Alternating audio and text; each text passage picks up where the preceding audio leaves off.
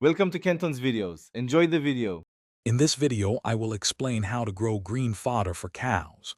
We will focus on a highly efficient hydroponic method that ensures your cattle receive fresh, nutritious feed consistently. This approach dramatically reduces water usage, requiring only 1 to 4 liters of water per kilogram of fodder, compared to 70 to 160 liters for conventional farming.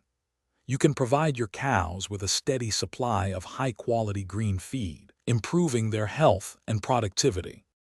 Setting up your hydroponic system begins with selecting an appropriate indoor space. This area needs controlled temperature, ideally between 19 and 22 degrees Celsius, and humidity around 60 to 85%. Install sturdy multi-tier racks to make the most of your vertical space, allowing for a larger yield.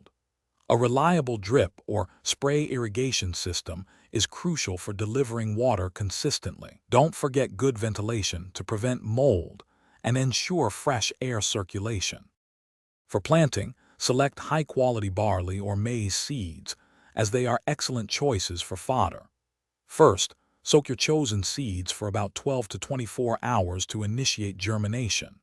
Then, spread them thinly and evenly across your plastic growing trays, aiming for approximately 1 kilogram of dry seed per tray. Within just 6 to 8 days, your green fodder will typically grow to a height of 6 to 8 inches, ready for harvest. After 6 to 8 days, your fodder is ready for harvest. Simply remove the entire mat, including the roots, from the tray.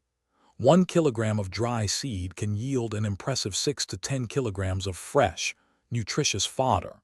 This fresh green feed can be given directly to your cows as a valuable supplement to their diet.